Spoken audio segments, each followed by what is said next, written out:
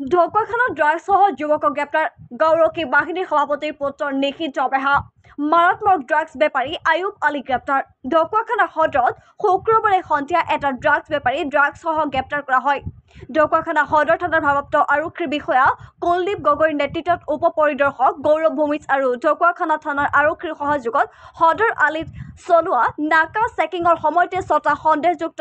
heroin ভৰ্তি কণ্টেইনাৰসহ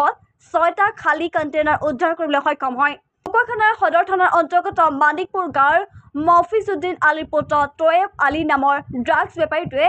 AS23Q9144 number এখন Maruti Alto গাড়ীৰে ঢকুৱাখানা সদৰ অভিমুখে আহি থকা অৱস্থাতে সদৰ থানাত আৰক্ষীয়ে তালাচী চলাই উক্ত পৰিমাণৰ ড্ৰাগছখিনি উদ্ধাৰ কৰিবলৈ সক্ষম হয় গাড়ীখনত আৰু দুজন যুৱক আছিল যদিও সেই দুজন যুৱক পলাই যাবলৈ সক্ষম হয় আৰক্ষীয়ে জনোৱা মতে ড্ৰাগছখিনি ওজন প্ৰায়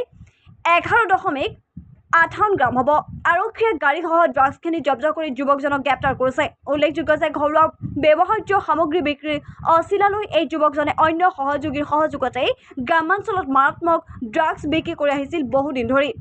আৰক্ষীৰ তীক্ষ্ণ দৃষ্টি থকা এই ড্ৰাগছ বেপাৰীটোক শুক্ৰবাৰে সন্ধিয়া গোপন খবৰৰ ভিত্তিতে গ্ৰেপ্তাৰ কৰিবলৈ সক্ষম হয় ঢকুৱাখানা আৰক্ষীয়ে ধৃত ড্ৰাগছ বেপাৰীটো ঢকুৱাখানা নগৰ গাঁওৰক্ষী বাহিনী সভাপতিৰ পুত্ৰ নিউজ ডেস্ক ঢকুৱাখানা লাইভ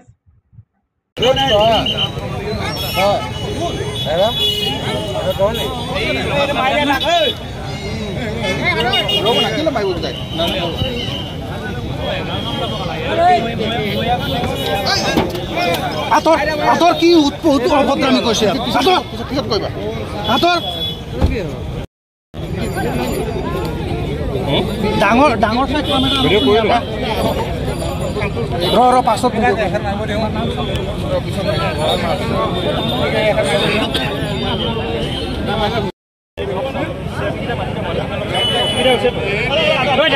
মানুহখিনি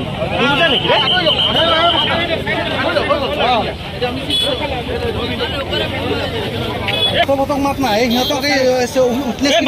পাৰ না মাত না মাত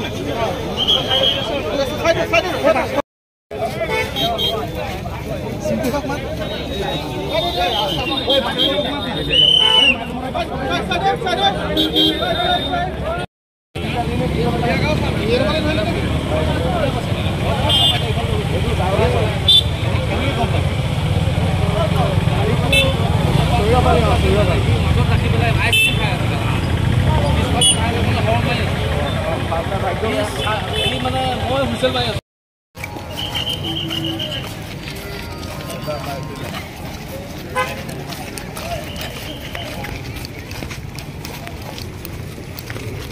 বাইকটো লৈ ল'ব দেই